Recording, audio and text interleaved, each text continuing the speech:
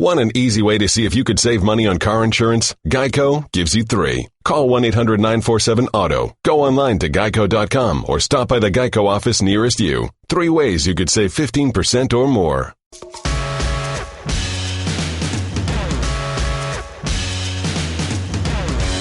It's the Max and Herc podcast, available on iTunes. Please subscribe for your listening pleasure or your viewing pleasure. I got to try and get the video portion of this up on YouTube or something. Oh, that'd be great. YouTube would be awesome, yeah. Tim, could you help me with that? Would you be able to see it? Because I want to put it up there so people can see it. A friend of mine said, I'm really buying in this podcasting. I really believe they are the future. This is not my friend. This is me saying it. I think this is an outlet where you... Did you just reference a friend and it ended up being you? No. This was me saying this, but a friend, after the conversation I had... That's like the, I have this friend with a weird rash. I'm asking for a friend. What should he use? I'm asking for a friend, you know? Not quite. But he filled me in. I go, man, this is really good. So I'm excited that we're in the bloodstream here, doing well on iTunes and the ESPN FC, where you can also... ESPN FC, where you can access it. And people have been awesome. The response has been great. If you want to hear about something you think hasn't been touched upon that you feel might be worthwhile, which is content orientated to our soccer here, our football, let us know. We're always up for ideas. Yeah. One guy was listening to the podcast on Long Drive, which I don't. Was it a guy? I don't recommend. Was it a girl? Was it a lady? Was it a woman? It is a lady. Whoa. I don't remember. Your references are so. I just retweeted it and we went through with it. Yeah. So.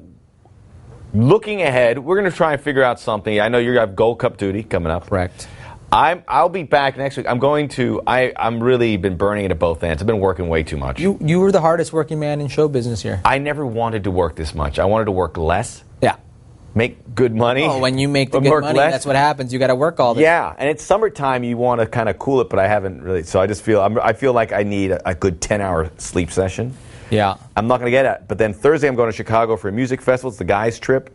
What music festival? Pitchfork Music Festival. Okay. It's not one of the big ones like Coachella or Lollapalooza, because I think that's a little too big for me at my age. You mean young? I need a smaller, although they have a lot of groups, it's going to get rowdy out there. You mean young? Young. So I need a small. Did you say big? Yes. You mean young? Well, these music festivals get like 200,000 people. I'm going to one that's going to be 30,000, 40,000 people, I think. Older. But it's going to be a mix. It's going to be a mix. Vince Staples, Danny Brown, these are young. The owners of Staples, yeah. Not that owner of Staples. Oh. Have you listened to that album, Vince Staples? It's good. I don't listen to a lot of rap, but it's good. Is he a rapper? Yeah. Oh. He's very nice. He's good. Danny Brown's good. Tribe Called Quest. I do know. LCD Sound System. I do know. PJ Harvey. Thurston Moore. All right, now you're just dropping names. Right. So I'll be back, but we'll figure a way to do it. Anyway, you'll be moving towards the Gold Cup knockout rounds. Correct. So you'll be on the road, some pretty cool locations. We'll get some. I'm hoping for some great interviews. So we already get some Gold Cup under our belt. The USA, Panama 1-1. Lots of water breaks in Nashville. I think you required. Did you see the speed of play in that game? But it was bad. Oh, I mean, player safety first, Max. What's wrong with you? It's all to do with the player safety. I just thought I was waiting for it to evolve, kick. Now, kick a higher gear. I know that it's hot. I know that it could be humid. I'm not sure if it was humid or if it was dry heat or what. But you're playing in front of 47,000 fans. What a great crowd in Nashville. They set a record for biggest soccer crowd in the state of Tennessee. So, listen, great soccer crowd. Underwhelming performance. Big time. Big time. Now, why? Was Panama really that great? I think we saw a lot of the Gold Cup. I mean, certainly from the USA, and we'll talk about Mexico in a bit. But even their game, the gap seems smaller between teams. Although Panama, I would put ahead of El Salvador. Yes, I think Panama's a team that could be pretty hungry in this competition. So I think the competition-wise, I think that's going to be a tough test. And if you told me it was going to be 1-1, I'd be like, okay. No, I wouldn't be okay. I know this isn't the. The U.S. have to come out and win that game. This isn't the U.S. men's national team's A-list. Okay, I understand. But that wasn't Panama's A-list. Do you know who they were missing? Both center backs, Roman Torres, Felipe Baloy. They were missing. How old is Felipe Baloy? He's 33, 34. Really? Yeah. I swear he seems like he's been playing since 1997. Not that long. No, just Felipe Baloy. He's had a long go. Blas Perez. He wasn't there. A guy who consistently knows how to get under the U.S. maybe team, it's a younger team that's getting a little better. I look at it. I was like, some of those guys. Maybe this is the Panama team that we'll see that potentially could qualify for a World. This is the problem. Not that you tied, that you were fortunate to tie. That's true. The problem. They were under siege. At home. If you tell me that was a pro-Panamanian crowd and they had the crowd behind them, and I don't buy it. Not the case. No, not the case. Very pro-U.S. crowd. Very good U.S. players. But on the day, they didn't perform. I thought there was a total disconnect amongst majority of the players. This system, a lack of belief. There were probably only 2, maybe 3 players that did any favors for themselves. There were some really bad performances. Yeah, there were some guys where I'm like, man, get them off the field. I don't want to mention names. And we have to acknowledge that they recognize that. The players recognized it. Bruce Arena recognized it. Bruce Arena said... He was happy about the subs. He was happy about the 3 guys that came. He said he gave them a little pop. On the day, I felt we were poorly coached, Bruce Arena said. So he's taking responsibility. Great. Kellen Acosta and his tweet, crap performance, need to get better. Great. Dak, same thing. Those players recognizing they didn't have the best game. And I feel are eager and chomping at the bit for redemption, for a second chance. A lot of these players aren't playing to win games in Gold Cup or to win a final. They're playing to earn themselves a ticket to Russia. This is an opportunity. This is it. Guys like Stuart Holden, Benny Feilhaber, they've put themselves on planes because of Gold Cup performances. I like that expression. I'm going to put myself on a plane. Put yourself on that plane to Russia. Plane to Russia. Plane to Russia. There are some players that didn't do themselves any favor. There are a couple. I think some guys probably fell off the back of that plane. You know who won permanently? You know who stock rose besides Dom Dwyer's, and I would say Kellen rode to an extent, and Brad Guzan because if not for Brad Guzan's man of the match performance, Matt Hedges, who didn't play in that game, I think he's the guys who did not play in that game. Stock rose. I agree. I think the central defensive group are probably going, all right, I got a shot. I thought Dax played well. I mean, second half came up, but I thought as a ball winner, I'm a big Dax fan, but wasn't his greatest. Uncharacteristic giveaways that almost led to a lot of that did lead actually just to some things. So it wasn't his best. He'll be the first one to tell you it wasn't my best game. Now, it's the strongest team you're going to play in that group. You could only get better, but now it puts immense pressure on this next game against Martinique. They put themselves in a must-win situation. Sneaky good. Martinique has the potential to surprise because they've got good individual players. I don't think as a whole, as a unit, they defend very well. And this is where I think some guys, especially these guys you have who could run the channels in the flanks, can expose some of those hardships that they face, that Martinique faces defensively. They're not a very good tactical team. Their discipline or team shape is very, very poor. So if you can expose those with some speed, which the U.S. players did not show, they did not have the ability to get in behind the Panamanian squad, did not have the ability to stretch them. The wingers were... Panama played in a way that they knew how the U.S. wanted to play. And they got a lot of intel, Panama, with this. It doesn't matter. You have the same intel. You have the same intel as everybody else. What happens in these tournaments? What happens 2 years ago in this competition? What happens is different players. Max, what happens in these tournaments is you go into a tournament like Confederations Cup, World Cup, Copa America. You scout the other teams, and you know more about them than they do about you. In this tournament, if there's 2 teams that every other team scouts, every other team is in depth in, it is Mexico and the United States. Yes. You're top dog. So you have the target on your back. They knew more about you than you did about them, and they exposed you for it. Let's talk about Mexico. They another great crowd, Qualcomm, which just doesn't have the charges anymore. What they? Whatever. But it was packed. That's the largest crowd that stadium's seen in probably forever. Yeah, or it will for the foreseeable future. The Mexican team wins. Juan Carlos Osorio upstairs. We saw him celebrating a couple times after some goals. He was not allowed to coach them from field level. There were times that El Salvador dictated a lot of things that I was surprised to see. They got a goal right after Mexico scored, and I would say there are enough concerns for Mexico with this group, which is a little unproven. This is their B team. There are concerns that say that it may not be a rocket ship to the final here for them, as the same can be said for the United States.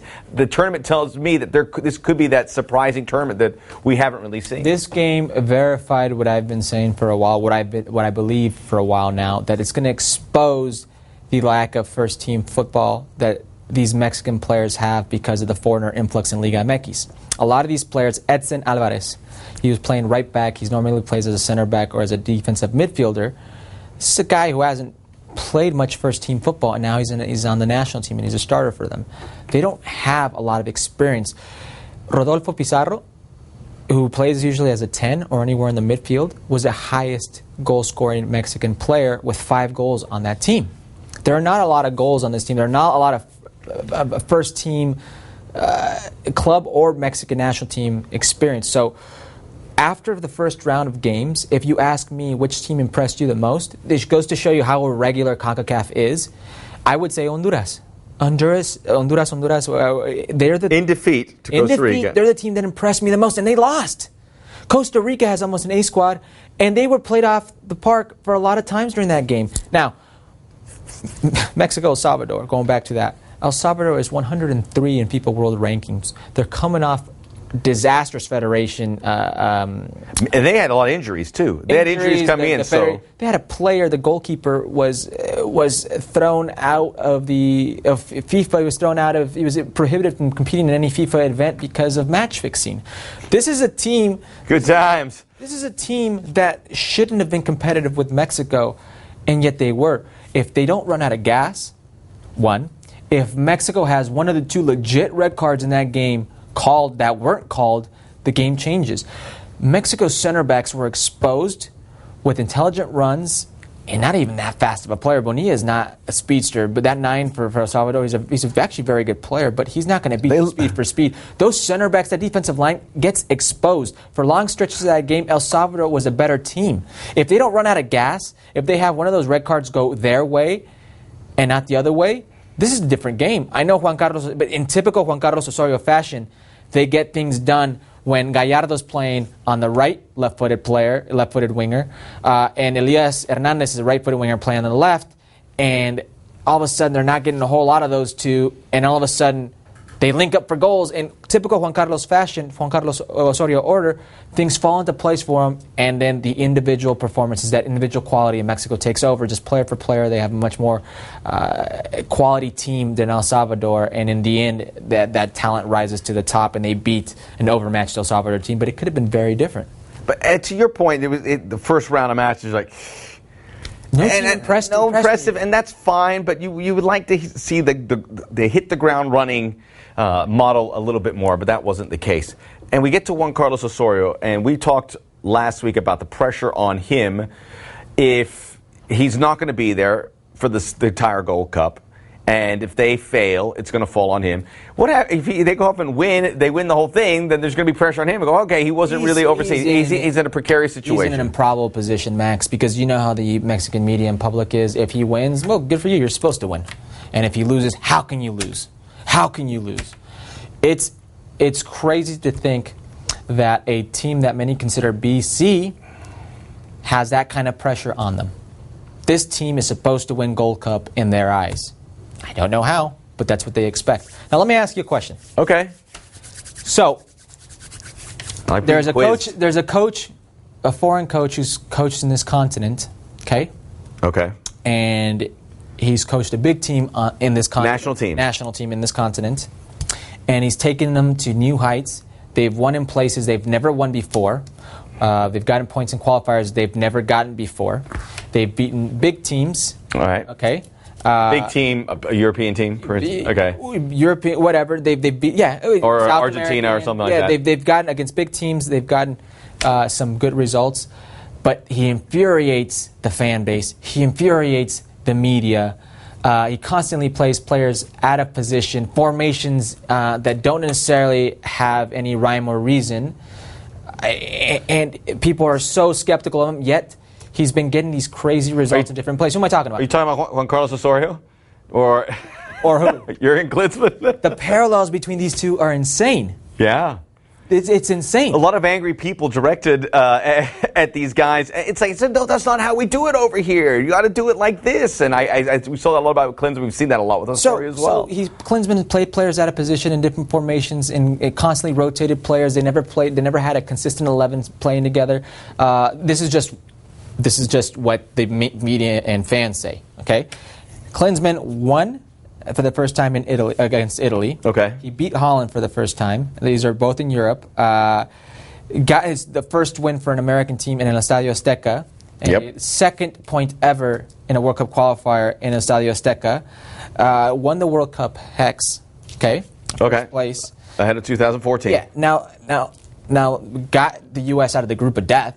Now, let's hear about Juan Carlos Osorio. And we agree it's a group of death because we're having a discussion about whether it's that group or the Costa Rica group. Yeah, so there are a couple. Juan Carlos Osorio, first win in 22 years in Honduras. First win in 23 years in Canada. First 3 points in World Cup qualifying since 1972 against the U.S. First win in Columbus. Finally broke that 2-0. First win in TNT since 2004.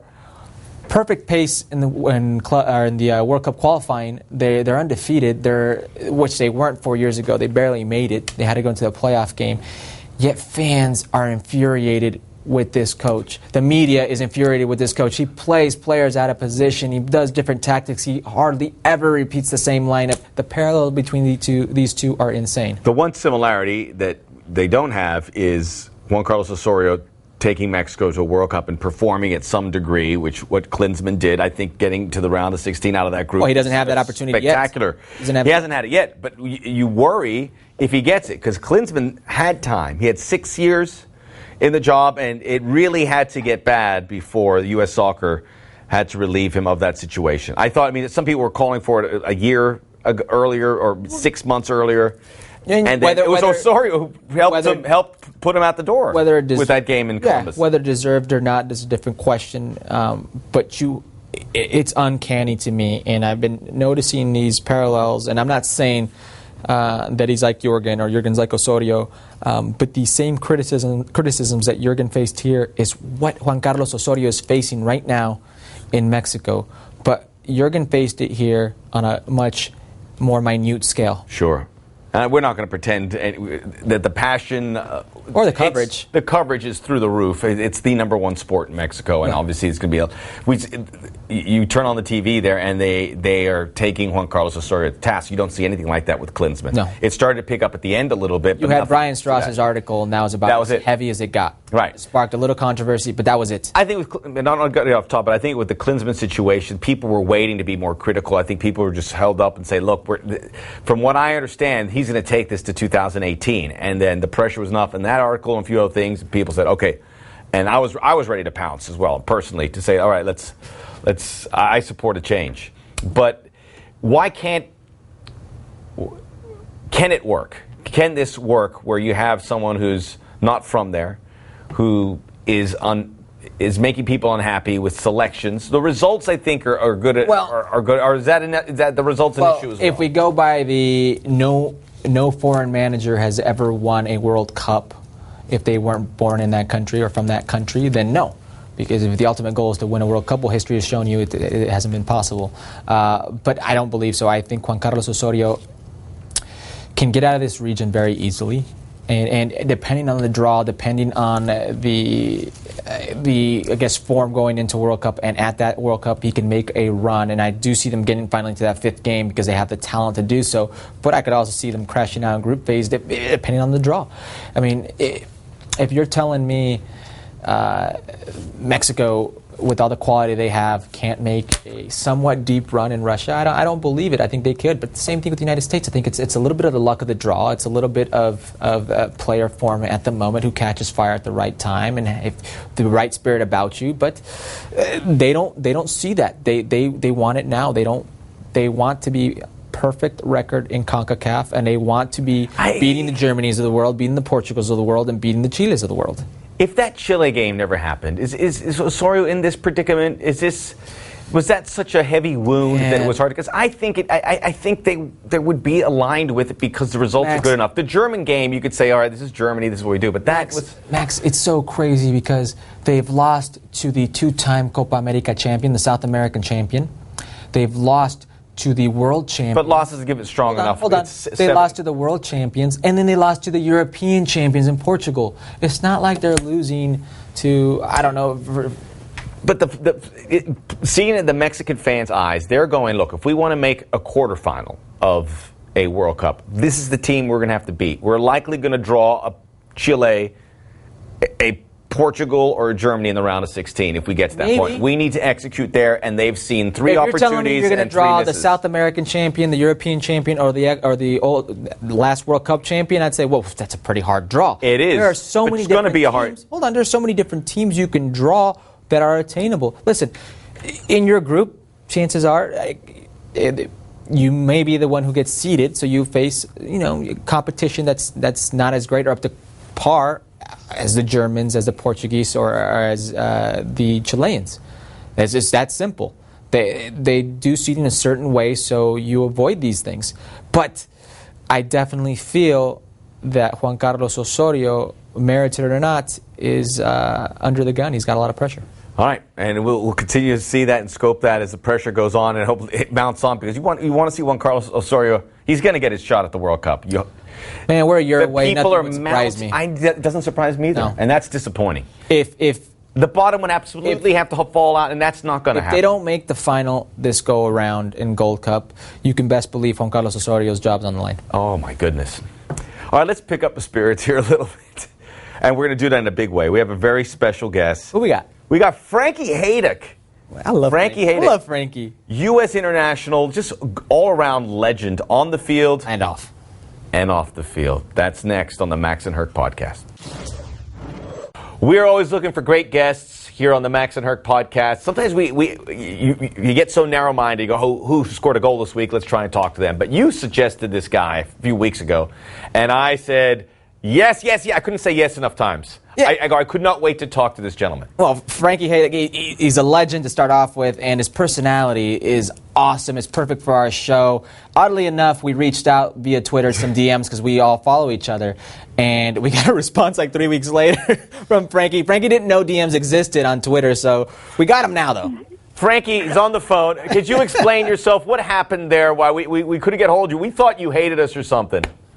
No, dude, I'm always ready to talk soccer, especially with you dudes, and especially, dude, I'm learning Twitter a little bit and all the stuff, and I know it for the most part, but I don't usually do the private DM. So my son was like, he was checking out my phone. He's like, hey, Dad, Max and Herc reached out to you a couple weeks ago. I'm like, what? And my son's 19. Who are they? I'm like, no way. So then I reached out to you guys, called you back. I said, hey, dude, I'm more of a talker on the phone, so let's talk on the phone and get a hold of me that way. So I gave you guys my number. Now you guys know, so. Hey, Frankie, I've been wondering. So I love what you do with the Columbus Crew, but what actually do you do with the Columbus Crew? So what is your position? Well, that's a good question. Yeah, no, I'm kind of just me, dude. I get out. I'm the brand ambassador of the Crew, and what does that mean? That's getting out and getting the brand out there, and I convinced them to as an ex-professional athlete and being outside for 17 years. That's been my office. It was going to be hard to get me inside the office for 17 years. So we created a role where I said, hey, man, let's get the city really knowing soccer and what it is. Let me go pass out flags and go hang out with people. And, at the end of the day, Columbus it's a football town, and Ohio State's here. And, so you got to let people know and get out and about and do some crazy things. And that's kind of right up my alley. And they said, hey, let's go try it. And here we are today, dude. And it's still working. And somehow I still have a job. You do a great job. I was in Columbus for MLS Cup, and you were everywhere. Who owns that town? You own that town. And either you're sitting there rallying the crowd or having a cold one with somebody down on Front Street or wherever it might have been. Happy juice. Happy juice. Yeah, a little happy juice. I call it the happy juice, or the adult apple juice, So, yeah, like I said, I'm a people person, and what I figured out is a lot of people hang out, and a lot of sports people, they hang out in bars and restaurants, and they like to talk sports. And a lot of people didn't know about soccer here, and so I started getting out and started making some friends, and people like to connect friends to faces that they know at the stadium or people they know, and that's how it existed. And now here it is, and it's becoming more of a soccer town. We're not fully there yet, but we're getting there, man. And it's been a work in progress, and here it is, dude. But this country's starting to love soccer, and it's radical, and I'm in, and here we go. Hey, Frankie, we brought up the Happy Juice. We ranked our top 5 Mexican beers a few podcasts ago. Do you have a favorite Mexican beer? Ooh. Yeah, definitely. It's Pacifico. Boom! Oh, there we go. Where did Pacifico. We didn't. I think dude, that's not even a question. I had Pacifico. I had the Pacifico little ones. he had the little. The Mazatlan, the little bullets on the list. Have you tried that, Frankie? Dude, I love the bottle color, just the sound of the name, the Pacifico, like Pacific Ocean, like that's all up my alley. Oh, Frankie, you got to check this one out. If you go to the beach towns in Mexico, like Mazatlan, they have the little Pacifico silver bullet ones, and they're delicious. You would love it. You got to check it out. Surf trip. Oh, dude, I used to make a surf trip down with all my buddies because I'm like you, Herc, I'm a San Diego dude. So we used to go make a routine trip to Rosarito, and we used to do this 25 years ago, dude, when it was as just desolate and there was no one out there. We used to go to Ensenada. We'd make the trip to Baja Malibu, right across the border in Tijuana. So I've surfed all over Mexico in tents and done it the gnarly, rugged way, and had really been in some crazy situations down there. And I love it. I'll still go back. Wait. What crazy situations? What's the craziest situation you've ever been in Mexico? You get pulled over by the policía every once in a while if you're a surfer with long hair. It's just giving you a multa. I know what you're talking about. Especially if you're juggling a soccer ball on the beach with long hair with a U.S. soccer jersey on after you just came in from the water. So I've had a couple of situations where I came back and our tires were punched out. Like we had to drive home we would always go with down when we went down to Mexico, and it's not a thing, but we would have some U.S. soccer stuff on our car always, and we would always have maybe a little wheel punctured out or a little there was always some weirdness, like I call it. Hey, let's talk some soccer here, Frankie. The 2017 Gold Cup. I know you're watching some. What are your thoughts on this USA team? What Bruce has been able to do with them? I mean, unbelievable. I mean, not unbelievable. Actually, we've seen what Bruce has done, and we know what Bruce does. And Bruce does this to a lot of the teams that he goes to. And you hear the same thing over and over again with him. He's a player's coach, and he gets a team, whether it's the most skilled team or the most fit team or the most whatever team. He puts a team together that knows how to win and gets results. And I think you've seen him do this in a quick transformation, with in the last 6-7 months of what he's kind of had to deal with, which was with me a little bit of a crazy situation. So I think he's turned it around. He's got the guys bought in to what they want to buy into, which is bleeding for the colors, the red, white, and blue. And we've all been always about heart first, and then kind of let's let our play dictate the way second. I think we lost that a little bit in the last couple of years, and he's going to get that back with these guys, and you've already seen it right away. And guys are giving high fives when they're coming off the bench, even if they're getting subbed out. A couple players last couple of times haven't done that, but I noticed the last game in the Gold Cup, guys are high fiving each other when they're coming off, and that's a team. Whether you're being subbed or not, and you're, no one ever wants to be subbed, but when you're subbed, and for me, I can see a player's attitude when they're coming off the field, and when they give a high five, whether they're being subbed, whether they can really tell that they want that guy going in to do good for them and do good for the team. And I saw that the last game. Yeah, it's all in the high five. He's right about the team spirit and the morale, and it's definitely changed with Bruce coming into the fold now. Hey, before I get into the kind of nitty gritty of Gold Cup and U.S. soccer and whatnot, I have to confess something. I've had a little bit of doubt all these years. So I got called into the Copa America 2007 team. And on the day that you guys in 2007 beat Mexico in Chicago, that great Feilhaber goal, it was that day I got there. The next morning we had an early breakfast training session, and we were leaving to Venezuela. And I was by myself heading out to the elevator, and it's 6 a.m., Max. It's 6 a.m. Okay. The elevator door opens, and there's Frankie, sunglasses, no shirt, and the Gold Cup trophy at 6 a.m. No one else in the elevator. No one else in the elevator. I look at him and he says, "What's up, bro?" And that's all he says. And I said, "I'll take the next elevator down." It closes, and I didn't have the courage to talk to Frankie. But after all these years, Frankie, I want to know, what were you doing at 6 Where were you going? No shirt, sunglasses, and the Gold Cup trophy. Dude, we do. We won the cup, dude. I asked Bob, and I think it was in Chicago, right? I asked Bob to take it out, and I said, "Hey, Bob, dude, can we take the cup out, man?" We just had, it's a month-long tournament, and what a lot of people don't understand is you meet some guys that you really earn a brotherly love for some of these guys that you go into war with for this tournament, and it is a grind. You're traveling all over the place. The trainings are tough. You're under pressure because it's. The coaches are looking at you and hoping that you do good, but it's a tournament that you really come together. And that was one, after you win that, you beat Mexico and Chicago, there's 90,000 people there. I went, "Hey, Bob, can we take out the cup?" He was a little bit hesitant. He let me take it out. We actually lost it for a couple hours that night. Frankie, why did you have no shirt? Why did you have no shirt on? You know what? I have no idea. I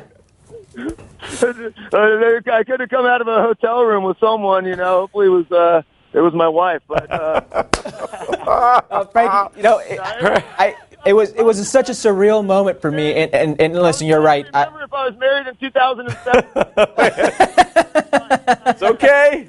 So No, Frankie, and you're right about the bond you build with your teammates. It becomes a brotherhood. We took the cup out in 2013 after we'd won it.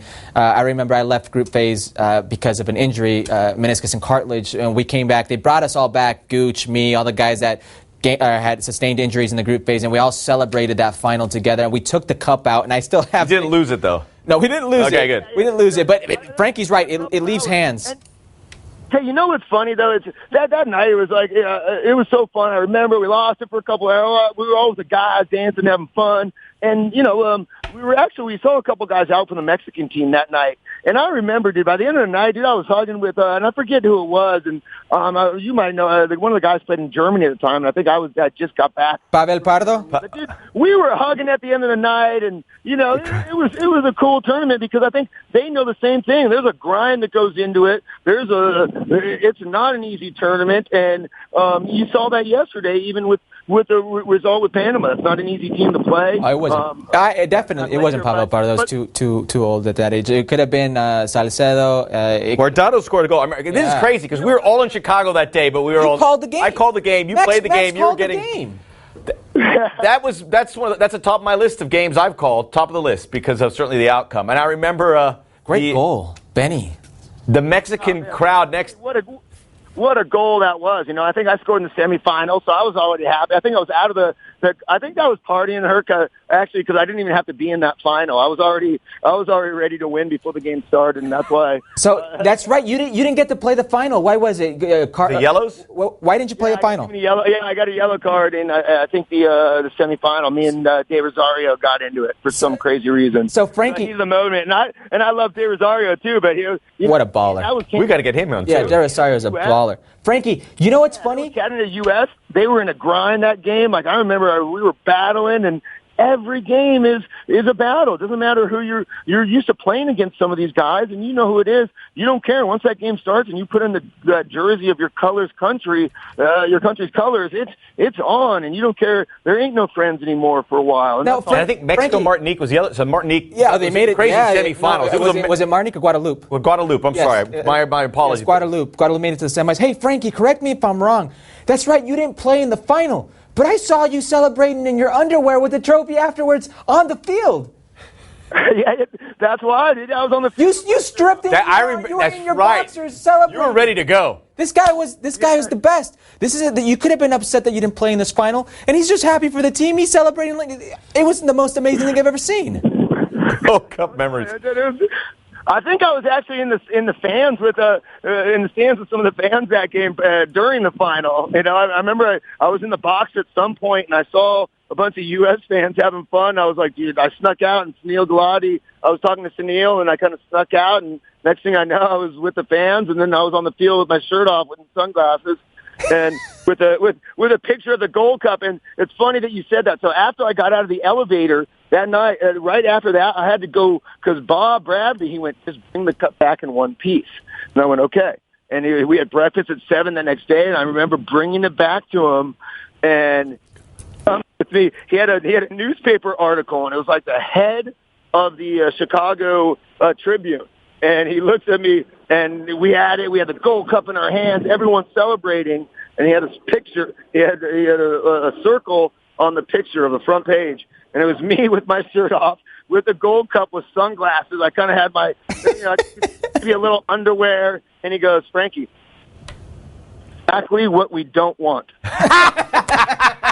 He's wrong. That's exactly what we do want. That's the America I want. That's the U.S. team That's what we do want. No, he goes, capiche? And I go, capiche. And I kind of slurred my words, and that was it. I slurred my words. then I walked out, and I was like, oh, my gosh, I hope that was okay. Oh, that's awesome. Frankie, I think we need more of that, and I think there's so many players kind of keep to themselves and very reserved. You have your emotions on your sleeve. You say it like you mean it. You talk the talk and you walk the walk. How do we get guys to loosen up like you? Are we guys that what can we do about that? Hey, let's talk about what we're talking about. We had a month-long tournament, and we won a championship, and we went out and celebrated. And we had a good time, and we didn't get in trouble, and we all hung out and hugged after, and we all woke up, and everything was good. So that's the reality of it. I mean, that's a long tournament. Guys are grinding. We're all men. We're not, we have wives and kids, and after a month-long celebration, when you're hanging out with your dudes more than your kids and your wife, it's time to celebrate with those dudes. And right on. After that, it's time to go home with the family and hang out for a little bit and get ready for the next grind. Let's not downplay the type of player that Frankie was. This guy was an icon.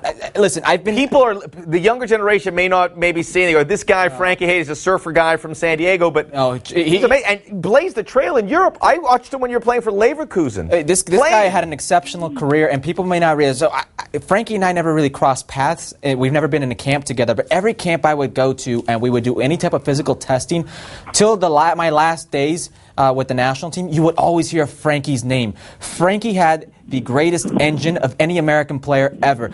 Frankie, true or false, have you ever lost a beep test? Never, dude. Never won beep test. That was my thing. That's what I had to do when I came into every camp. Whether I was fit or not, I wasn't, and which I always usually was. I was always surfing in the off season, so I attributed that a lot to. Had them big lungs. Yeah, he had those lungs. Frankie, let me give you one more true or false. Okay, true or false? You would drink 10 espressos a day. True. I didn't know we were doing true or false there. I'm sorry. I'm a talker. No. I want you to explain this one. You don't have to answer it with one word. You can go into it. Explain this one. What's with all the coffee? Definitely, that's true. I start off. I have an espresso shot for every kid in the morning, so that's 4 right away. And then I have one more just to wake up, so that's 8. I'm telling you, before 9 o'clock, I have 8 shots of espresso, no problem. I'd say anywhere between. I'm not lying. This is probably 10 to 15 shots a day, at least. Still today? Well. I love it. What does that say? Is he replying to this? No. I'm showing Herc our text thread, and I go, hey, can you join us on the podcast? You go, morning, Max, espresso time. I'm in. Well, Max, I know you love espresso too, dude. Back in the day, you used to always talk about it. So I was like, dude, he's right there with me, I'm sure, right now. Christopher Sullivan, we'd have like a big dinner, and if you get an espresso and you put a little Sambuca in there, and then you hit that, it's gold, and it coats your stomach. And you can for like a minute, and then it wears off. Dude, keep talking. Preaching to the choir. Frankie, I know this is off topic a bit, but when I covered, I was at Fox and I covered the Bundesliga, and you played for Bayer Leverkusen. You were with Ulf Kirsten and those guys. It was a really good team. And when you scored, you did your dance, and you had the whole team doing the dance with you. How did you help that? How did that help you immerse into a foreign country? Dude, I mean, that was the whole vibe. They were like, who is this guy, the surfer guy with long hair? And, I had my Bob Marley dance. And I saw you do it on ESPN the other day, so thank you for that. I thought it was the best dance ever. I know you got some slack for it, but I thought it looked beautiful. It was all for you, Frankie. Yeah, that's my Bob Marley. If you ever watch Bob Marley in any of his concerts, he does this dance where he gets into a zone and he kind of says, hey, I'm out of reality in this part of my concert. And he looks up and he has that dance that he does. And that's how you are when you score a goal, I felt like. You're not really in reality. Like, everyone wants to score, and it's so hard to score in soccer. And when it happens, that's why people freak out. You're in a different reality. You're in a different place, and that was my place when I scored. And because I listened to a lot of Bob Marley growing up, and that's what I did. So that's where the dance came from. And I think each soccer player has their own. And that's what I love about soccer. They get to express their own personality when goals happen, and they don't happen often. Sometimes you see guys wide-eyed, like you don't know they score, like they can't believe they scored. Other times, guys already know they're scoring. They wear their kids' names on their shirts after. So there's always a coolness to soccer, and you always see that. A guy lifts up a shirt, and I think I did it once at the Gold Cup. I said, "I love you, Nesta." So there's personality to each player and to each thing that happens in soccer, and they all hope they score, and scoring's a cool thing, and when it happens, you kind of freak out, and that's what I do. Hey, Frankie, really quickly, this is out of left field, but what's the correlation, what's the connect between great American right backs and the Bundesliga? Because you have Steve Cherundolo, and you both from San Diego. What's that connect for you guys? I don't understand how San Diego. Why does it work? These great American right backs. I think it's an easy solution. What are Germans? They're hard workers. They give everything to the sport. Maybe they're not the most skilled players, but they know what they're getting each and every time. And you can equivalent that in each division in German soccer, from the 5th division to the 1st division. They want heart first and workers, and then they work with you in skill. And I think at a young age, they saw myself and Cherundolo and a couple right backs that had engines and heart and knew what they were doing. And I think they picked up on that. So I don't think the apple far is too far from the tree there. But it's a great league. It is, and that league. It's not easy. It's tough. It's demanding. It's a lot of one-on-one. It's a lot of fighting. So. That's why I think, Cherundolo's also, he didn't get beat too often 1v1, he had a different type of little game than me, but, we were both had the same, I think, heart, and I think they saw that, Nesta's your son, right? Yeah, Nesta's my son, yep. I got 4 kids. I got Nesta, Kostin, Callie, and Hendricks. Fantastic. 3 boys, awesome. girls. Awesome names. You should have 8 children, Frankie. You are an American treasure. He is. And I can't tell you how much fun we had chatting with you over the last few minutes here. Frankie, thank you so much. Hey, man, you guys, thanks for having me on. Anytime you want, dude, let's talk. We can talk life. We can talk whatever. But I'm glad I got to talk with you guys. Honestly, I couldn't really hear you that good, so maybe a couple of the stuff, literally, it was kind of like my life spin. You guys were a little blurred out. But, I hope I answered the question. You did. No, more than enough. That was great, Frankie. You did, my friend. Yeah. Cool, guys. Sorry I talked your ear off. Anytime, Frankie. You're a friend of this podcast. Anytime. We'll do it again. We'll talk soon. We'll do it again, Frankie. Thanks. Thank you, Frankie. Cool, bro. Thanks for having me. Later, guys. See, what a great guy. I think what you said was interesting because you hear him and it's a surfer kid from California, and you forget this guy played 85 times for the U.S. Forget how when he got on there, you said he was the fittest guy. He'd get after it. They still talk about him. They still talk about Frankie, how legendary, how his fitness, his commitment to working. Tough guy. Yeah, I mean, usually when you hear Frankie in the circles of U.S. soccer, it's either how outgoing and crazy he is, or his work ethic. That's it. That's it. How committed this guy was to the cause. And very rarely do you see a guy so invested in wanting to be the best possible athlete, best possible player you can be, and be this nice of a guy and just this genuine. Well, I think with Bob Bradley, that story was really interesting. He said, this is what we don't want. And I'm like, you can't. Frankie's got to be Frankie. And that's how he excels. And I always like to see guys that, as competitors, aren't this locked in, go, okay, I got to be intense all the time. He has his own way, and that's how he gets ready for the games. Because that's how he's been. I met him. He still is today. 15, 16 years ago. That's how he still is today. I remember we went and played Jamaica in Columbus for a World Cup qualifier. We ended up winning 1-0. And after the game, we're walking out, and I see Frankie in the middle of the American Outlaws, waving his shirt, waving the flag, having a good old time, happy juice in hand. Like, he's still like that today. We have to talk to the folks from Pacifico. I think we have their spokesperson right here. We're going to make it all work out. Looking for advertisers, people. All right. So what do we have coming up? All right, we have. We got a bunch of stuff. We're going to talk. We did talk. We did talk. We're going to talk some more. We're going to talk some more. Come back to the Max and Herc podcast. You're listening to Love Advice with Leanne. Caller, you're on the air. Hi, Leanne. Long-time listener, first-time caller. Why, in your professional opinion, do you never take my calls off the air? Is this Carl? Yep, it's Carl. I mean, we had a few dates. Everything was great. I thought, Well, when you switch to Geico, you could save a lot of money on car insurance. Okay, awesome. You should call them. I will. Geico, because saving 15% or more on car insurance is always a great answer.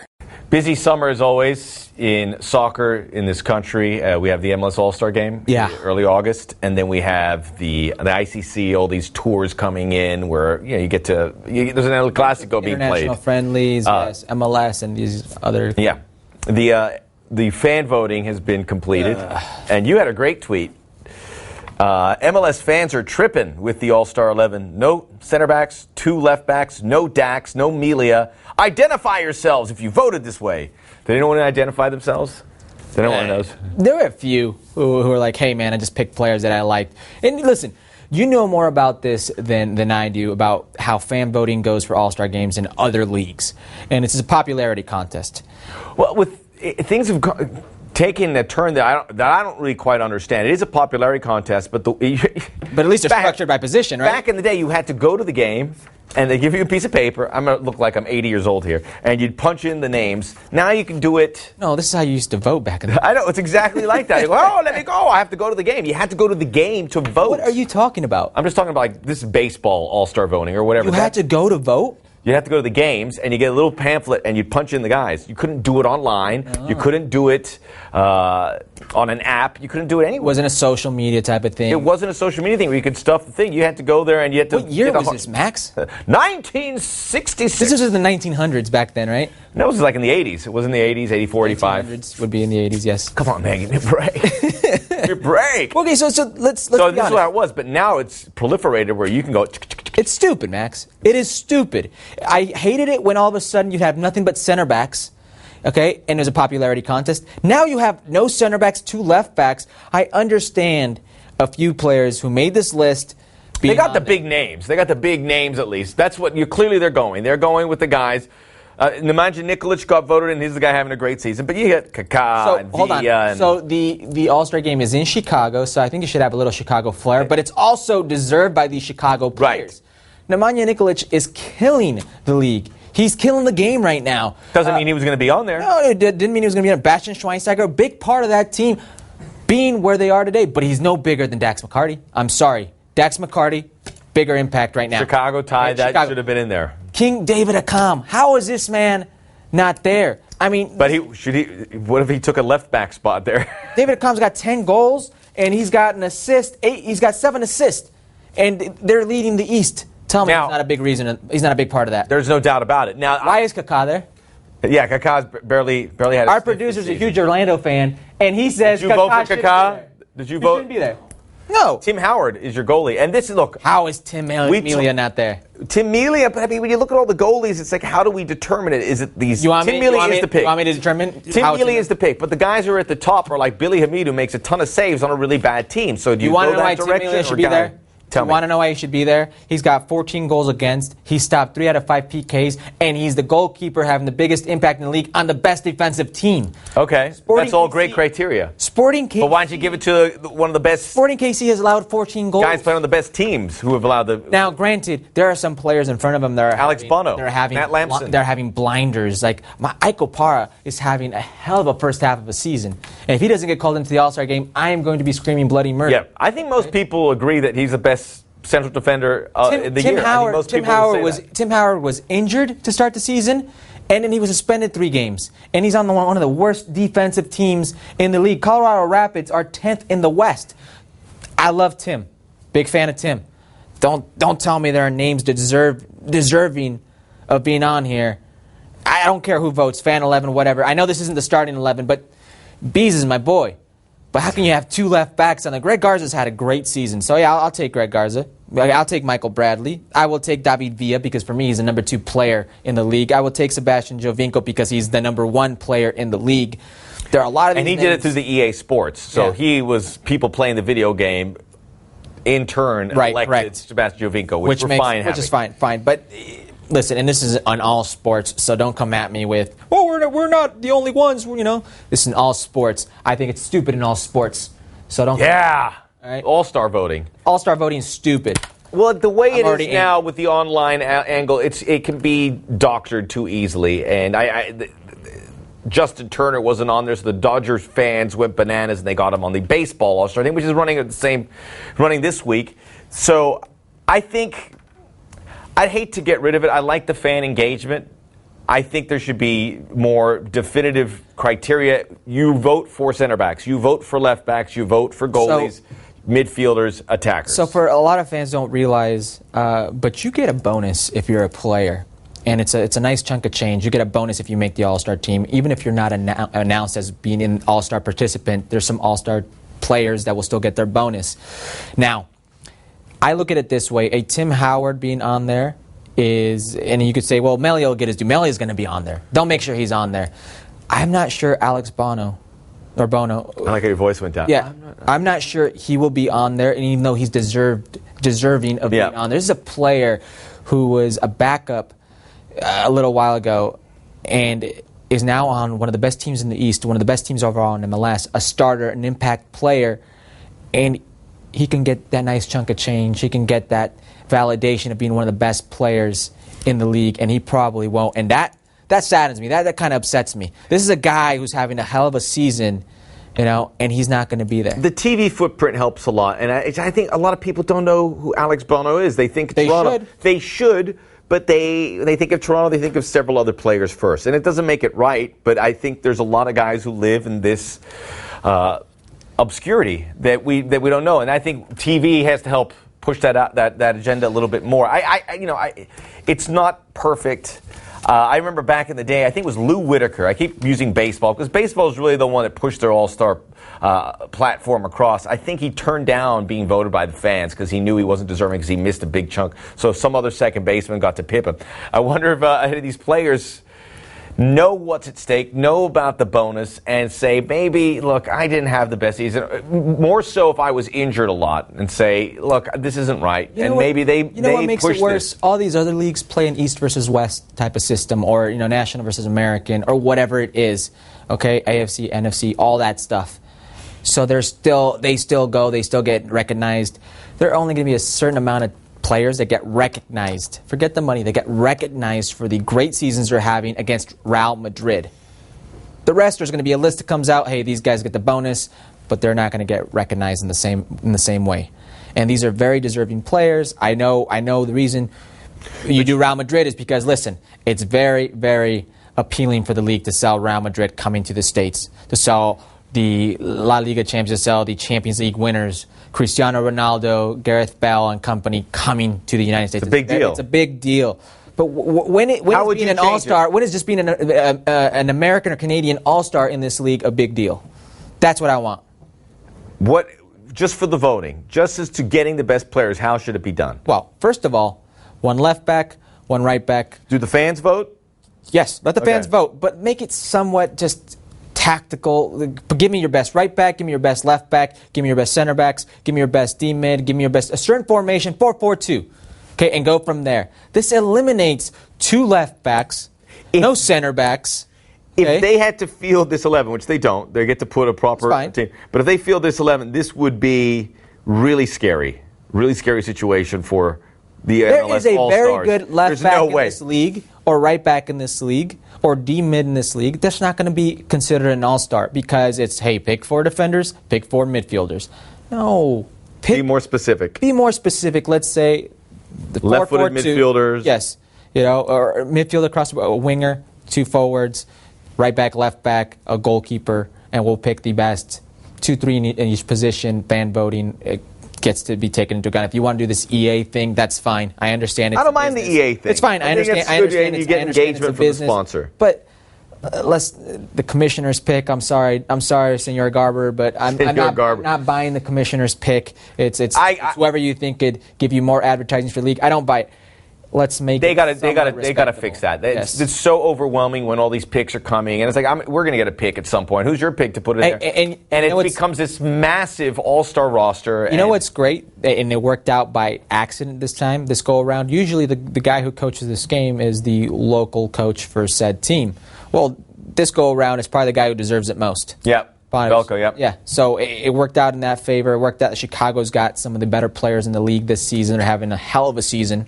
But I'd like to see a little bit more, I guess, level of the playing field. It worked out very well because it could have been based on last year's Chicago Fire. It's just a remarkable story. And I want to talk more about the Fire as we move forward, but on this podcast. But I do not. You do not? No, I'm tired of the Fire. I'm tired about you don't like of Dax. You don't think they have the staying power in the postseason? Having a man crush like Sebastian Salazar on Dax McCarty. So Sebastian Salazar called you. He has. By the way, Sebastian had that top 30 MLS players, and he took a photo of it. It cracked me up. And it's like he has like his pad with the lines. And Idiot. Great penmanship. Seba, what are you thinking? Idiot. All right. Go ahead. I lost my train of thought. That's a shame. Yeah. But. Let's talk about the other thing that's going to happen this summer at the ICC. We have a bunch of international friendlies, not just the ICC. Yeah. This is a unique situation, but there was one game in 2005 that kind of started it all. Yes. I was there at the StubHub Center, then the Home Depot Center. You were playing at the Galaxy, and they took on the other Galaxy, Los Galácticos. The real Galácticos. They played everybody. This was also... David Beckham was on Real Madrid. I remember I interviewed him after that game. Hey, would you ever consider coming here? Yeah, I love it. I like the pace here. America's getting good at soccer, and I want to be. I wouldn't rule it out at this point. And sure enough, you did a little bit ago. Beckham impression. Thank you. Yeah. Have you heard my David Bowie impression? No. Hello, it's David Bowie. I'd like to see if I could talk about my father. Oh, that's the guy who was in that Adam Sandler movie. Wedding Singer. No, was it? Yeah. Was David? No, that was Billy Idol. Billy Idol, you're right. But the game that started these references. Come on. All right, go ahead. The game that started all 2005 Real Madrid featuring a pretty decent team. All right, shoot. Zinedine Zidane, David Beckham, Luis Figo, Roberto Carlos, Robinho and Ronaldo, Michael Owen. Wow. Michael Owen, Gravenson. Gravenson was all over that game. Casillas. Thomas Gravenson. He was like the MVP in my eyes. Ned Grabavoy megged him, and I've never seen an individual so angry on the field. He turned to Ned and told him he was going to break him. Ned Grabavoy megged him so hard. What was your mindset? What was the team's mindset when you walk out on the field and you see guys that I know for a fact that a lot of you guys worship? Yes. And you're playing against them. By the way, Real Madrid only won 2-0, but if you see the highlights, it could have been 7 or 8. Easy. So I get my first start for the Galaxy. My parents come on down. My little brother Alex was a ball boy for this game from my very first start at home in LA. I shouldn't have been on the field. These guys. I mean, you had a couple good sniffs. I watched the highlights on YouTube. As close as we got, yes, I had a couple good chances. Almost caught Iker Casillas out from like 35. I ripped a shot, and there was a moment that I recall I was backpedaling, and I accidentally stepped on somebody, and I turned around and kind of gave him my bad, and I realized it was Sisu. I realized it was Zidane. My goodness. And I grabbed my face like, oh my God, what did I do? And he was just like, whatever. And there was one moment when I realized how big the moment was. This is 2005. Yeah. This is. I mean, we're not talking iPhones. We're not talking smartphones. We're talking. Back in the day, people still had their digital cameras. And Roberto Carlos is taking a free kick, and I'm in the wall, and he's lining up for his free kick. And in that 10-second pause where he's lining up, there were nothing but flashes all around the stadium at the Home Depot Center, now StubHub, and it made me realize just how big that moment was. And I mean, here I am thinking, please, oh dear Lord, do not hit me in the face. This is one of the hardest shots you'll ever see in your life. And then I see all this flashing, and it made me realize I'm not playing against cheapest USA anymore. This was magic, because I mean, this was kind of a one-off. It wasn't really part of a bigger tour. And you had this small stadium, because you think Real Madrid, you're gonna upshoot to the Coliseum. Exactly, Rose Bowl Coliseum. And then all of a sudden you have this moment, and I saw it's etched on your guys' faces about what was at stake. And Kevin Hartman had a couple saves, and he was big that game. He came up big. Yeah. There was a shot. It's never good when the goalkeeper's like your best player in the game. What were they like when you saw them? How seriously, or how? They were toying with us. They were toying with us. You said it. Did anyone know who you were? Go, hey, Hercules. No, nobody knew. I mean, nobody in the U.S. knew who I was. You think somebody in Spain knew who I was? I'm sorry. I'm on the phone because I'm trying to find out the list. Who was the Real Madrid? Do you remember the manager? Capello came right afterwards. Scolari. Was it Scolari? I don't. Lexington. I don't. Luxemburgo. I don't know. I don't recall. But you know what I do remember, Max? Sorry. Do you know what I do remember? Juan Ramon Lopez Caro. Ramon Lopez. There you go. Who I asked him who are you looking at on this Galaxy team? He's like, I don't know. He said LA has a team. I don't know who this is. So MLS was still kind of 1.0 at that point. Beckham came in and it became 2.0, revolutionized the league and whatnot. But I remember, I don't know if you remember this, but there was a little terrace area next to the restaurant in the Home Depot Center at that time. Yep. And we used to all gather there after the games. Yeah, I know exactly what you're talking about. We weren't allowed there after the games. It was the Beckham they had area. Real Madrid, they had the players roped off. So add insult to injury. In our own stadium, we can't go and we can't even say hi to the players. We can't even be in our own section because they took it over. And they gave us a bonus for playing in that game. Do you know what our bonus was to add insult to injury? A couple cold ones at the... it was $206 each. $206? So random. It is random. $206 each for playing Los Galacticos, the biggest team on earth and biggest, I guess, it was insane. Of players you will ever see. Yeah. Because some of these guys, not all the guys play in these games at once. And it just happened. They're all healthy. They all played. Yeah, and they played good minutes. I mean, so these games now happen here pretty regularly. Everyone's going to get involved with clubs. Some will play Real Madrid. Some will play Wolverhampton. I don't know. Whatever it is, it's going to come up. Frankfurt, like the Seattle Sounders just did. Yeah. Is this effective? Is this beneficial as a player when you get to play those? Yes, because I'll tell you what. Back then, I don't think any of those teams came away with like, oh, hey, the standard's not too bad. They didn't leave the trip thinking it was just a vacation. The European tourists. Okay. Right. Now today, some of these clubs come and they suffer against MLS clubs, or they realize, let's leave MLS aside, or they realize some of these markets are very good footballing markets. They come away blown away with the markets, with the sophistication of the fan, with the support, with how not only quality of life but how much the league has grown. They come away, I guess, with a different perspective of the culture than they previously had, and I think these are all positive. And listen, if you're an MLS player, but it's positive for MLS as well. The players. So if you're an MLS player, and all of a sudden you get to play, even if it's a second team, a lot of these teams will play their first team for the first 45. So even if you play against the second team, it's a gauge. You get to gauge yourself. It's a low barometer of where you are compared to some of these players, and how far you are, or how close you are, or what it takes, what they're good at. I mean, when I was in Seattle last year, we played, granted it was their preseason, but we played against West Ham, your team. They pop in every now and then. Yeah, but we played them off the pitch. Field, pitch, not surprising, grass, whatever you want to call it. Listen, it made you realize, like, you're just like these guys. Listen, when the lights come on and it's go time and it's really play for when it matters, it'll probably be a little different. But on that day, we were the better team for a lot of reasons, and it gives you a sense that you're not as far off as you think. That's a good feeling. It is a good feeling. It's good, something to work towards too. You know what else is a good feeling? What? Having your podcast on iTunes. Is that nice?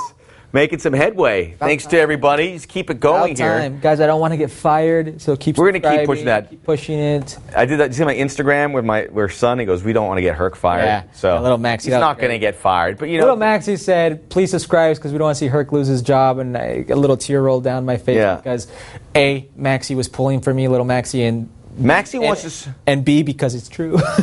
It's not true. Little Maxie wants to start a YouTube channel, Dad and Son. So I'm kind of... Dude, YouTube's big nowadays. Yeah, but you need a kid because no young people are going to tune in. You mean you're not going to be dropping David Bowie references? Hey, everybody, here's my David Bowie impression, and then we're going to talk about Harry Carey. It's not going to fly.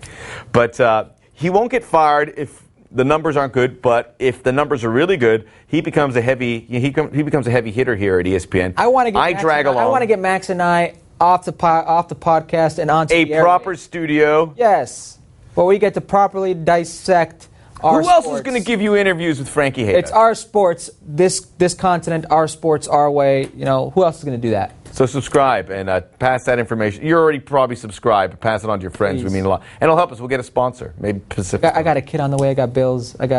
Come on. I hope you guys can sleep at night, really. Yes. You should be ashamed of yourself. Some of you.